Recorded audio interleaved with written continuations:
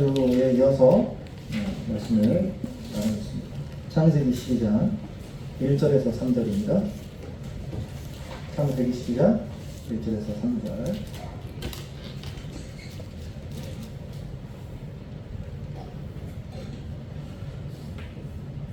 창세기 12장 1절에서 3절입니다.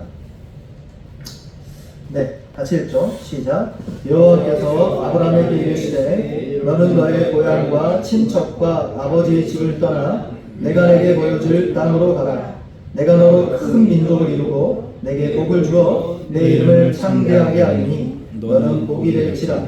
너를 축복하는 자에게는 내가 복을 내리고 너를 저주하는 자에게는 내가 저주하리니 땅의 모든 족속이 너로 말미암아 복을 얻을 것이라 하신지라. 아멘. 우리는 지난주일 예배 때 오늘 본문 말씀이 너무 쉽게 개인에게 주어진 축복의 말씀으로 받아들이게 될 때 그게 틀린 건 아니지만 성경 전체에 흐르는 구속의 역사의 흐름과 틀 안에서 이 본문을 이해하지 못할 가능성이 굉장히 크다라는 것입니다. 그래서 오늘 본문 말씀은 개인에게 주어진 축복의 말씀에 한정되어 있는 본문 말씀이 아니라 훨씬 더 큰 의미를 갖고 말씀을 전하는데요. 이건 11장에 있었던 바벨 도시 건설과 대비되는 하나님 나라의 건설이라고 말씀을 드렸습니다. 그래서 아브라함을 통해서 하나님이 이제 세상 나라를 무너뜨리고 하나님 나라를 건설하겠다라는 의지와 계획을 12장 1절과 3절에 말씀하고 있는 것입니다. 그래서 아브라함의 혈통적인 자손이 하나님 나라의 구성원이 아니라 믿음으로 이루어지는 하나님 나라의 구성원이 이루어진다라고 말씀드렸고, 그래서 유대인이나 비유대인이나 모두 동일하게 예수님을 믿음으로 하나님 나라의 구성원이 된다라는 말씀을 전해드렸습니다. 하나님 나라의 특징은 육적인 게 아니라 영적이라는 것입니다. 오늘은 좀 더 구체적으로 그러면 여기 하나님 나라의 축복이 이제 설명되고 있는데요. 이 축복이 뭔지를 구체적으로 좀 정의 내리고 그 성격들을 살펴보고 좀 적용해서 말씀을 이제 나누겠습니다. 12장 1절인데요. 12장 1절 같이 읽죠. 시작. 여호와께서 아브라함에게 이르시되 너는 너의 고향과 친척과 아버지의 집을 떠나 내가 내게 보여줄 땅으로 가라. 아멘. 여기 먼저 어떤 명령이 있냐면 지금까지 살아왔던 땅을 떠나서 하나님께서 지시하는 땅으로 가라라는 명령이 주어지고 있습니다. 그러니까 너는 고향과 친척과 아버지의 집이라는 설명으로 너에게 익숙한 집을 떠나라는 거예요. 그러니까 이 말은 그냥 표면적으로 이런 의미가 되겠죠. 혈연으로 얽혀있는 친족들과 더불어 살아가는 터전을 떠나서 너한테는 낯선 곳으로 가야 된다라는 명령이 있는 거예요. 아브라함한테는 이게 어떤 의미로 다가왔을 거냐면 익숙하고 친숙한 삶의 방식의 패턴을 이제 떠나야 된다라는 겁니다. 그러니까 일종의 믿음 생활이라는 건 뭐냐면 익숙한 거와 결별하는 거예요. 이거는 이제 여러분에게 해당되지 않지만 저에게 해당되니까 말해볼게요. 제가 지금 들어서 계속 기도하고 있고 고민되는 부분이 뭐냐면 제가 부교육자 기간이 정말 길었거든요. 무려 17년 했어요. 17년. 제가 28에 신학교 갔고 제가 올해 나이가 50이거든요. 올해.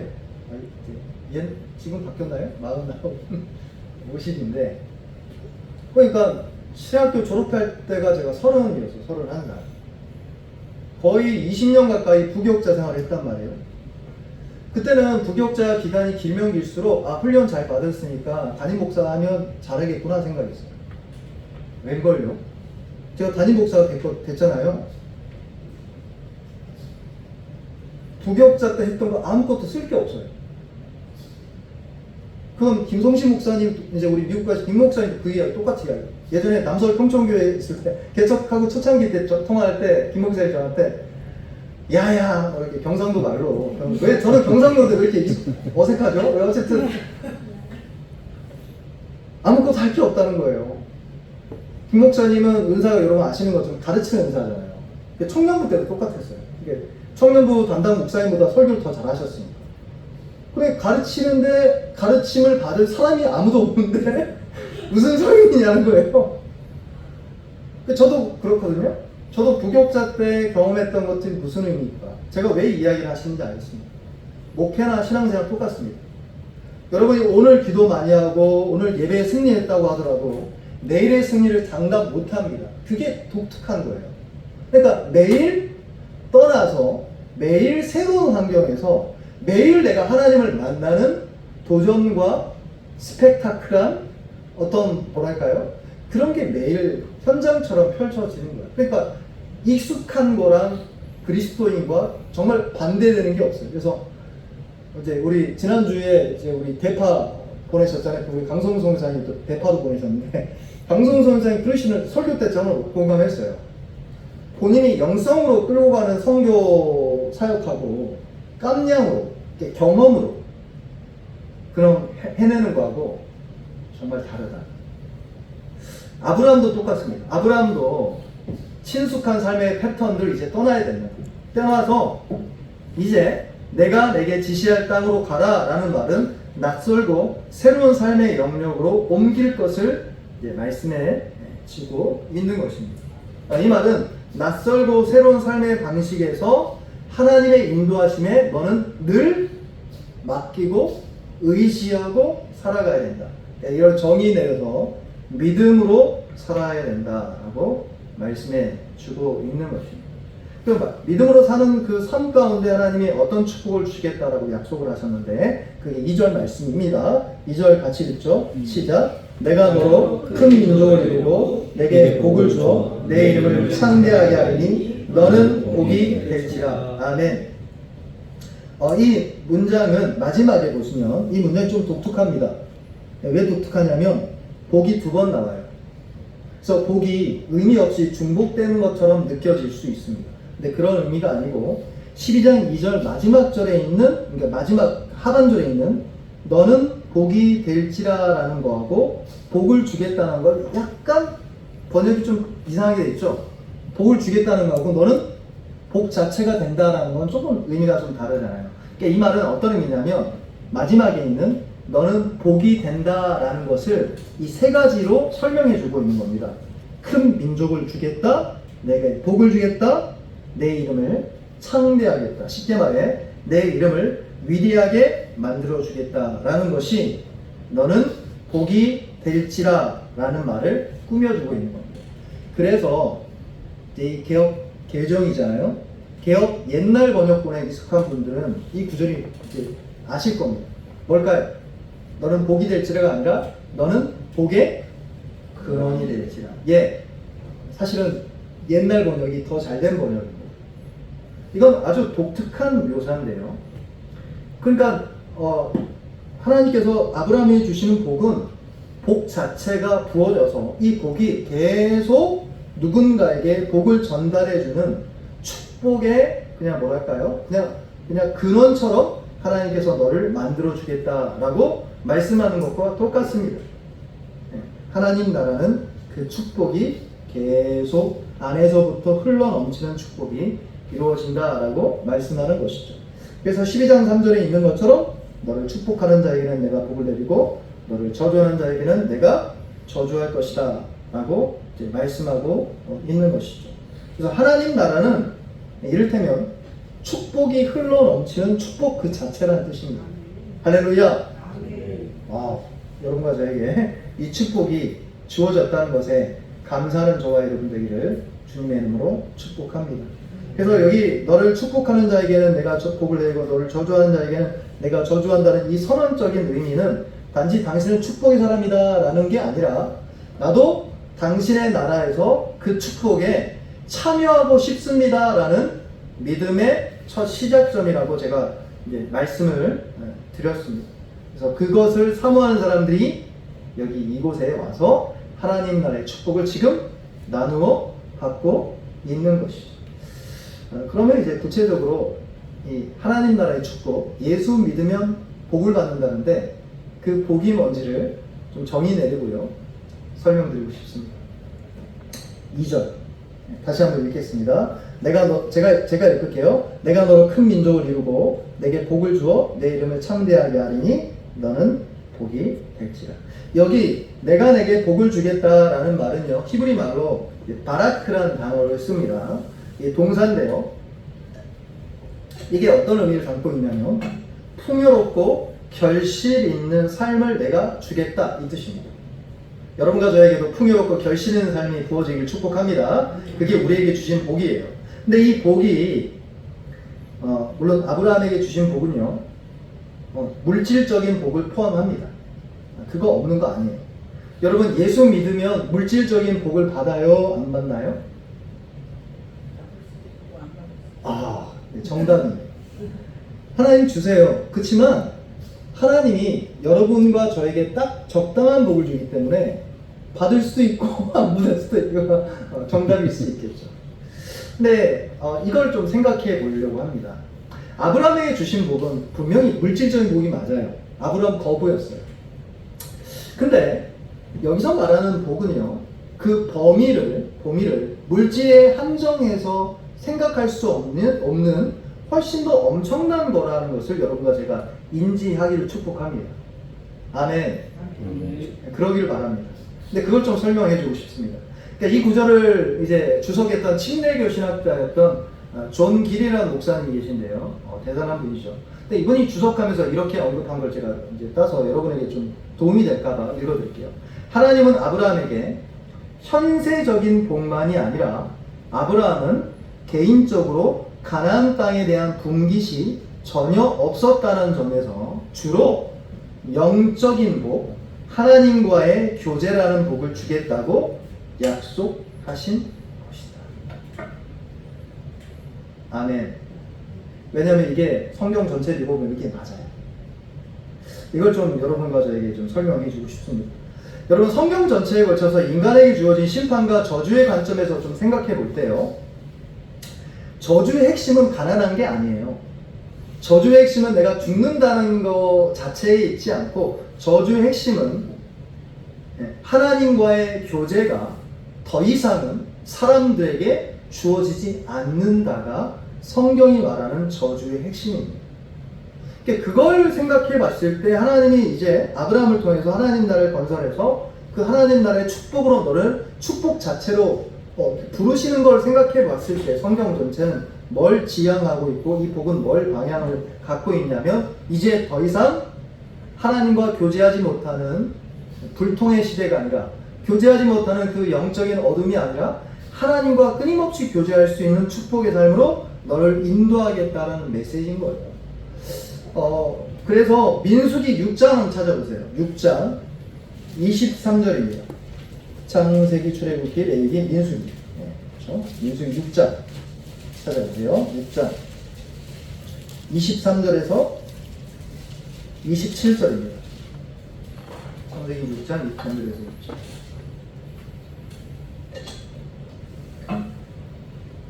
우리 천천히 읽죠. 시작. 아론과 그의 아들들에게 말하여 이르기를, 너희는 이스라엘 자손을 위하여 이렇게 축복하여 이르되, 여호와는 내게 복을 주시고 너를 지키시기를 원하며, 여호와는 그의 얼굴을 내게 비추사 은혜 베푸시기를 원하며, 여호와는 그 얼굴을 내게로 향하여 드사 평강 주시기를 원하노라 할지니라.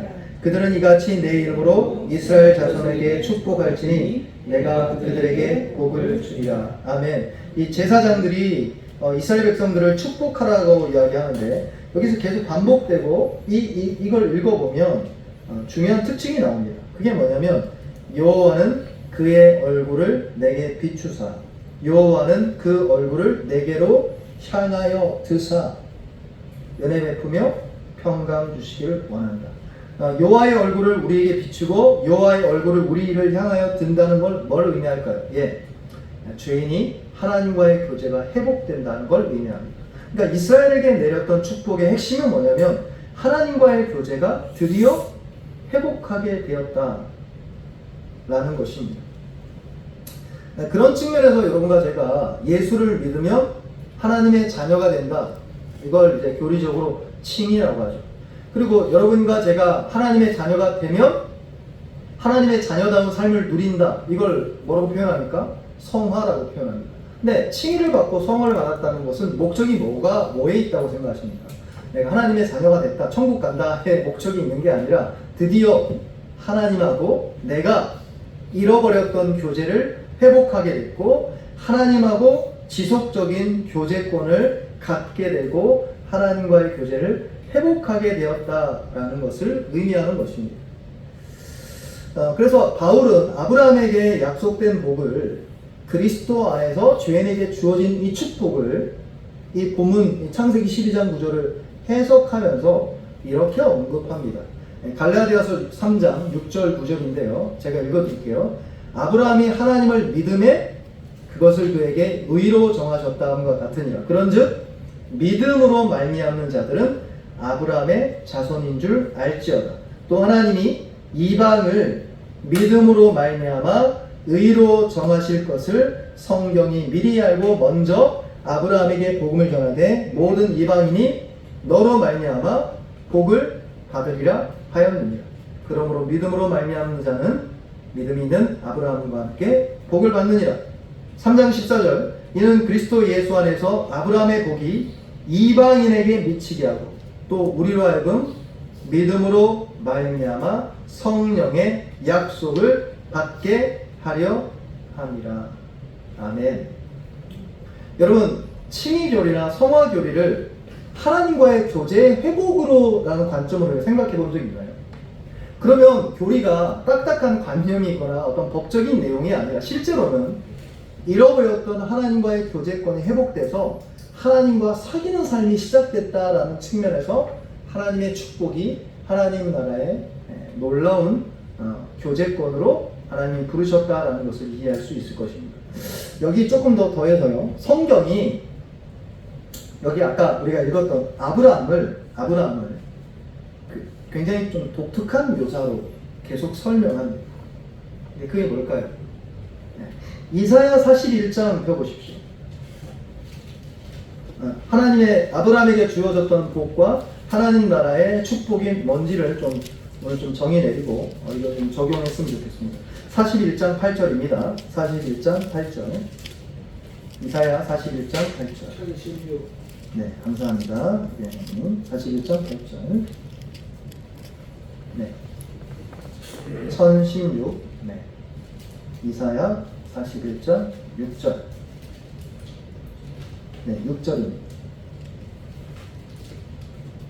8절입니다. 죄송해요. 감사합니다. 41장 8절. 같이 읽어볼까요? 시작. 그러나 나의 종 너 이스라엘아 내가 택한 야곱아 나의 벗 아브라함의 자손아. 여러분, 여기서 아주 독특한 묘사를 하는데요. 너희는 아브라함의 자손인데 그냥 아브라함의 자손을 말하지 않습니다. 뭐라고 표현합니까? 아브라함, 나의 벗 아브라함의 자손아. 이렇게 이야기합니다. 여기만 있는 게 아니라 야고보서도 여러분 찾지 마십시오. 야고보서 2장 23절에 이렇게 되어 있습니다. 이에 성경에 이른바 아브라함이 하나님을 믿으니 이것을 의로 여기셨다는 말씀이 이루어졌고 그는 하나님의 벗이라 칭함을 받았나니. 아멘. 여러분, 이런 관점에서 칭의교리나 성화교를 생각해 본 적이 있습니까? 즉 하나님 나라의 권속과 자녀되는 법적인 권리됨을 넘어서서 이제 아브라함이 누구와 친구 된다는 뜻입니까? 하나님과 친구 되어져서 그분과 교제하는 국면으로 들어갔다. 요약하자면 하나님 나라의 축복, 여기 창세기 12장에 있는 이 축복은 아브라함에게 분명히 물질적인 축복을 주셨습니다. 여러분 유념하셔야 될 게 뭐냐면 이 구절을 계속 이제 목사님들이 아브라함처럼 절대 믿음을 가진 사람은 아브라함의 축복이 갈라디아서에 있는 것처럼 흘러오는데 네가 지금 불순종하기 때문에 절대 순종 안 하기 때문에 아브라함의 축복을 못 받아서 구원은 받는데 아브라함처럼 부자는 안 된다는 거예요. 전혀 잘못된 성경 해석이죠. 왜냐하면 여기서 말하는 아브라함의 축복이라는 것은 아브라함이 예수를 믿어서 아브라함이나 저나 여러분이랑 똑같이 의로워졌고 예수를 믿어서 아브라함이나 저나 여러분이랑 똑같이 그리스도 안에서 지금 거룩의 길로 성장하고 있고 그래서 그것은 목적이 뭐냐? 아브라함을 하나님의 것이라고 부르신 하나님의 목적처럼 하나님하고 저와 여러분이 지금 교제하고 있고 그분과 사귀고 있고 그분과 함께하고 있다. 할렐루야. 네, 잘 와닿지 않는 표정인데 이게 너무 놀라운 것입니다. 하나님 나라의 복의 성격은 주로 영적인 것입니다. 이걸 이해할 필요가 있습니다. 죄인들이 잃어버렸던 하나님과의 교제를 회복하는 것을 의미하는 것입니다. 이런 측면에서 성경이 영생을 어떻게 묘사하는지를 설명할 필요가 있습니다. 영생이 뭘까요? 여러분이 생각하는 사람들의 일반적인 관점은 오래 산다라 생각해요. 그래서 그거에 따라서 뭐 영화도 찍어요. 영화를 영생을 굉장히 조롱하죠. 그냥 오래 사는 게 무슨 의미가 있을까? 라는 방식의 독특한 영화 같은 것도 있죠. 근데 영생은 그렇게 말하고 있지 않고 정의 내리고 있지도 않습니다.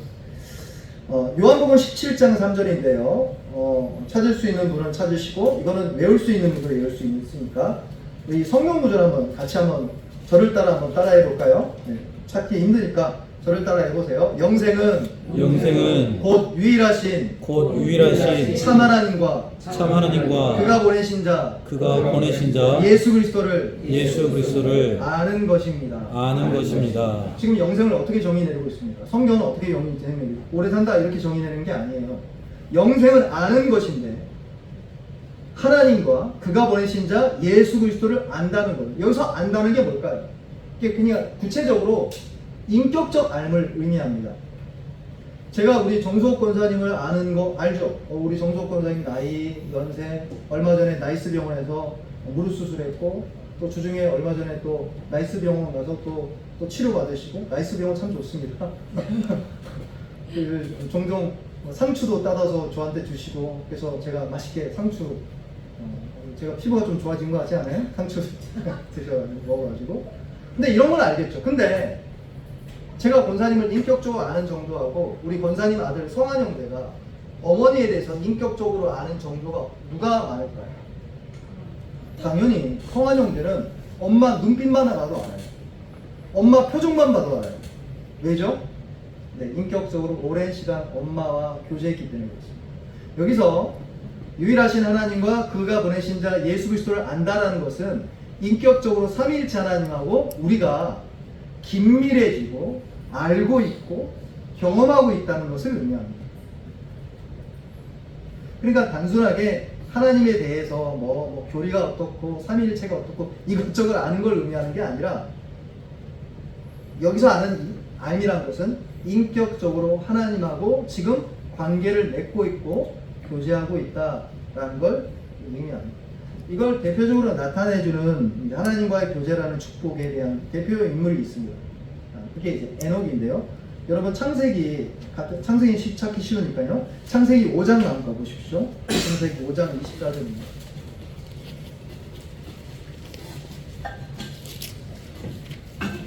창세기 5장 24절.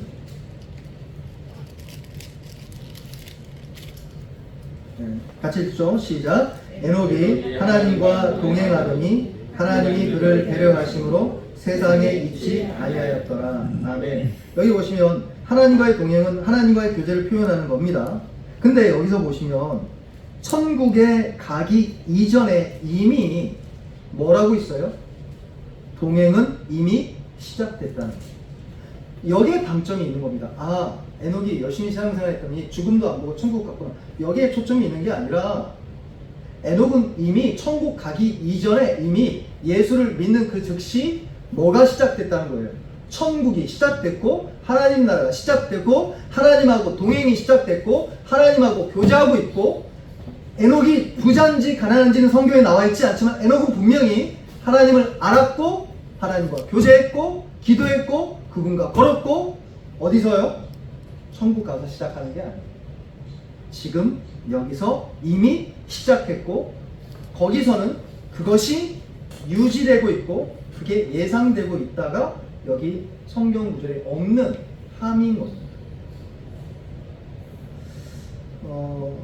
그래서 모세가 의도적으로 천국에서의 영생과 생명이 그냥 단순히 그냥 오래 사는 것이 아니라 아담과 하와의 타락 이후에 에덴 동산에서 쫓겨나서 하나님과의 교제를 잃어버린 죄인들이 이제 하나님과의 교제와 동행을 회복하고 있는 모습을 의도적으로 지금 보여주고 있는 것이죠. 네, 그런 측면에서 부활에 대한 소망을 여러분 좀 생각해 볼 필요가 있습니다. 아까 제가 영생은 그냥 단순하게 물론 그거 포함되는 거예요. 오래 사는 겁니다. 아픈 거 없이 오래 사시는 거예요. 병원 안 가셔도 돼요. 근데요, 그것만 포함하는 게 아니라 핵심은 부활에 대한 소망은 온전히 하나님과의 교제를 누리게 될 것에 대한 소망으로 가득 찬 걸 의미합니다. 이거는 좀 찾아볼 필요가 있는데 시편 16편 한번 보십시오. 시편 16편 성경 구절 여러 역사님 제공드립니다. 죄송합니다. 시편 16편 다윗의 시편인데요. 16편 우리 10절 11절입니다. 10절 11절 811 10절 11절 네, 우리 천천히 읽어볼까요? 시작. 이는 주께서 내 영혼을 수월에 버리지 아니하시며 주의 거룩한 자를 멸망시키지 아니하실 것임이니라. 주께서 생명의 길을 내게 보이시리니 주의 앞에는 충만한 기쁨이 있고 주의 오른쪽에는 영원한 즐거움이 있나이다. 네. 이거는 분명히 메시아 시편이고 사도행전에 보면 예수님의 부활을 이 구절을 인용해서 증언합니다. 그러나 1차적으로 다윗의 이야기인데요. 다윗이 지금 내 영혼을 지옥의 수월에 죽음에 버리지 아니하시고 주님의 거룩한 하나님의 백성을 어떻게 해야 합니까? 멸망시키지 않으시고 다시 회복하시고 부활의 날로 나를 인도하신다. 생명의 길로 나를 인도하시고 보일 거다는 소망을 담아 갖고 있습니다. 부활 소망이죠. 근데 부활 소망이 다윗이 더 이상 안 죽는다가 기대하는 게 아니에요. 뭘 기대하고 있습니다. 11절입니다. 11절 다시 보세요. 주께서 생명의 길을 내게 보이시니 뭐를 기대하고 있습니까? 주의 앞에는 충만한 기쁨이 있고 주의 오른쪽에는 영원한 즐거움이 있나이다. 아멘. 여러분 천국 가면 기쁨이 있습니다. 할렐루야.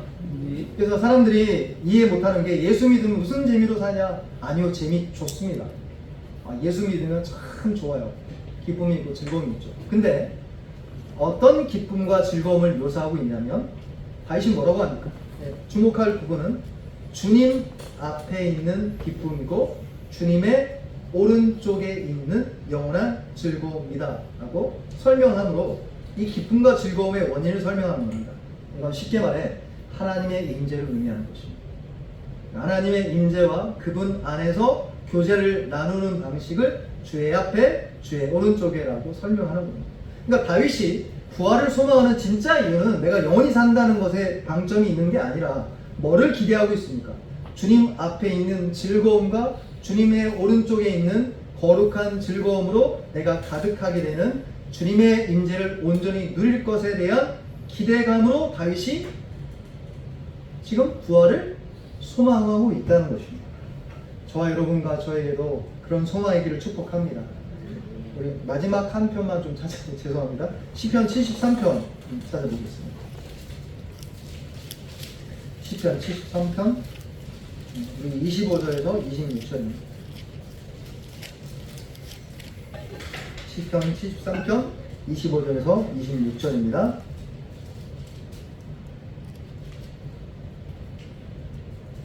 네, 천천히 한번 읽어볼까요? 시작. 하늘에서는 주의 누가 내게 있으리요 땅에서는 주밖에 내가 사모하리 없나이다. 내 육체와 마음은 제약하나 하나님은 내 마음의 안석이시여 영원한 분깃이시라. 아멘. 이 구절은 의미심장합니다. 왜냐하면 여러분이 집에 가서 시편 73편을 처음부터 끝까지 쭉 읽어보시면 다윗이 여기서 말하는 다윗이 아삽의 시편이라고 표현되어 있지만 아마도 다윗이 적고 아삽에게 찬양대장이었으니까 주어서 찬양대 때 불렀던 곡으로 보여집니다. 어쨌든 다윗이 지었든 아삽이 지었든 상관없이 믿음의 사람이 이 결론에 이르기까지 과정이 있었는데 그게 뭐냐면 악인의 형통을 본인이 눈으로 보면서 경건한 사람은 오히려 악인의 형통이 아니라 고난받고 아파하며 경계를 받으며 고생하는 모습을 통해서 갈등하는 걸 통해 이 결론에 나온 겁니다. 제가 아직도 기억나는데 저는 사실 이 하나님 나라의 복이 뭔가 아마도 여기 있는 분 중에 가장 제가 고민 많이 했을 거예요. 왜 그러냐면 제가 이제 섬겼던 제 모교회가 어떤 교회냐면 이제 사실 그냥 쉽게 말해서 장로교회죠. 장로교회가 아니라 순복음교회였어요. 순복음교회였어요. 그래서 이제 목사님이 가르치시기를 예수 믿고 충성하면 자녀 잘 되고 건강하고 암 안 걸리고 행복한 길을 간다. 근데 예수 믿는데 갑자기 병 났다. 뭐 문제가 있다. 이렇게 사실은 가르치셨어요.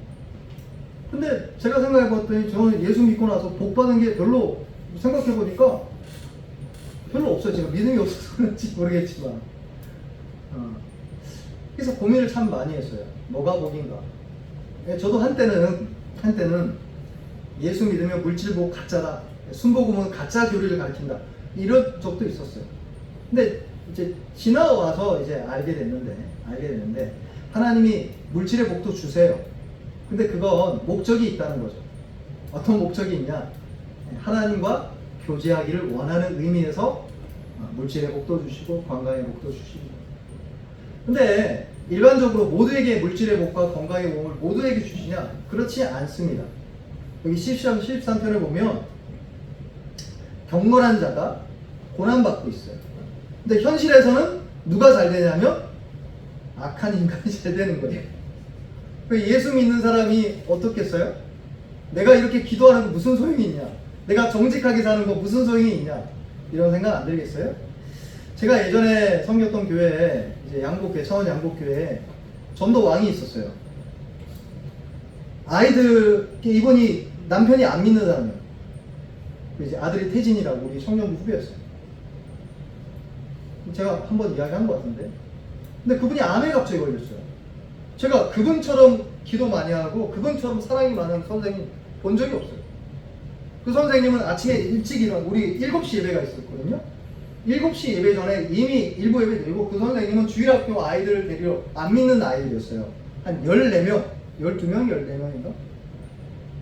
걔네들 일일이 집에 가서 애를 깨워서 데려와요. 차도 없었어요, 그 선생님. 보통 이렇게 하면 하나님이 복을 주셔야 될 것 같잖아요. 막 건강도 주시고, 막 안 믿는 남편도 팍 예수 믿게 하시고, 막 그래야 될 것 같아요. 아들도 잘 되고. 근데 전혀 아니야. 그래서 교회에서는 막 이제 하나님 복을 주실 거다. 저도 막 기도했어요. 근데 결국 그 권사님 어떻게 됐냐? 이제 돌아가셨어요. 천국 가셨어요. 온 교인이 충격 받았어요. 왜냐면 하나님 고쳐줄 거라고 생각했거든요. 사실 이게 종종 여러분의 삶 가운데 나타납니다. 예수 믿는 삶의 현장. 신실하게 기도하고 또 사랑이 많은 분인데 갑자기 어려움에 겪는 사람들 얼마든지 있을 수 있죠. 그러면 이제 문제는 뭐냐면 이분이 그 현상을 어떻게 풀어내느냐라는 거죠. 이 모순. 그래서 이분이 성전에 기도하러 갔다가 하나님이 복의 핵심을 보여준 겁니다. 예수 믿는 복의 핵심은 뭐냐? 하나님이 너의 복의 근원이다 라는 겁니다. 그래서 시편 73편 28절 한번 보십시오. 같이 읽죠. 시작. 하나님께 가까이함이 내게 복이라. 내가 주 여호와를 나의 피난처로 삼아 주의 모든 행적을 전파하리이다. 아멘. 하나님께 가까이함이 복이다라는 거예요. 너는 이미 복을 받았다라는 거예요. 그걸 어디서 알게 됐냐? 말씀을 듣다가 깨닫게 됐다라는 것입니다. 그러므로 여기 창세기 12장에 있는 생명력 넘치며 넘치는 축복을 주겠다라는 복의 핵심은 하나님이 주시는 선물 정도에 국한되지 않고, 물론 주십니다. 주시거든요. 그리고 하나님께서 그렇게 여러분과 저를 인도하실 줄 믿습니다. 그렇지만 선물에 국한되지 않고 하나님 자신을 우리에게 주셔서 그분하고 함께 교제하는 충만한 삶으로 저와 여러분을 인도한다라는 것입니다. 그래서 한마디로 요약하자면 하나님과의 교제가 하나님 나라의 축복의 핵심이다 라는 것입니다. 그래서 말씀을 맺기 위해 적용을 좀 해봐야 되겠죠. 하나님 나라의 복의 핵심이 만약에 하나님과의 교제라면 하나님이 여러분에게 물질의 복도 주시고 건강의 복도 주시고 또 자녀의 복도 주셨고 직장의 복도 주셔서 얼마나 감사한지 몰라요. 그렇지만 만약에 복의 핵심이 그것들이 아니라 하나님하고 내가 교제하는 거라면 우리의 모든 삶의 형태들을 하나님과의 교제에 재정리하고 재정립할 필요가 있다는 것입니다. 오늘 우리는 지금 주일날 예배드리기 위해 이제 이 자리에 모였습니다. 근데 예배드리는 목적이 뭘까요? 네, 하나님하고 교제하는 것입니다. 우리가 매일 기도하고 성경을 읽는 것도, 믿음으로 교제하는 것도 하나님과의 교제를 이루어내기 위해 하나님께서 저와 여러분을 부르는 줄 믿습니다. 기도의 사람이었던 E.M. 바운즈 목사님이 쓴 책이 있는데 읽어볼 필요가 있습니다. 근데 그분이 이제 기도하는 습관에 대해서 중요함을 이제 이야기하면서 예화를 드는데요. 제가 한번 읽어볼게요. 우리가 기도하는 습관을 갖게 되면 새로운 분위기에 들어가게 됩니다. 당신은 천국에 갈 거라고 생각하십니까? 라고 누군가 경건한 한 스코틀랜드인에게 물었습니다. 그러자 그 스코틀랜드인이 이렇게 답변했다고 합니다. 왜요? 나는 이미 거기서 살고 있는데요. 라고 예상 밖의 멋진 답변을 했습니다. 그것은 위대한 진리를 명쾌하게 단언한 것이었습니다. 왜냐하면 천국에 가는 도중에 있더라도 자신이 전해야 할 비밀을 들을 수 있을 만큼 충분히 가까이서 하나님과 함께 걸어가는 그리스도인에게는 천국은 이미 시작된 것이기 때문입니다. 참 시사하는 바가 크죠. 천국이 이미 시작됐다면 하나님하고 계속 교제한다는 겁니다. E.M. 바운즈 목사님이 또 한 가지 예를 드는데 이 예를 마무리하고 말씀을 맺겠습니다. 제임스 교수라는 분이 있어요. 제임스 교수라는 분이 있는데 이분이 종교의 체험에 대해서 이제 쓴 책이 있는데요. 유명한가 봅니다. 한국에 번역은 된 거 아니에요. 근데 이분이 그 책 속에 예화를 드는데요. 49세, 49세 어떤 남자의 이야기입니다. 근데 이 남자가 자기가 하나님하고 교제하는 것을 어떻게 설명하냐면 이렇게 설명합니다. 들어보십시오. 하나님은 내게 어떤 생각이나 물건 혹은 사람보다도 더 현실적이다. 나는 그분의 임재를 확실하게 느낀다.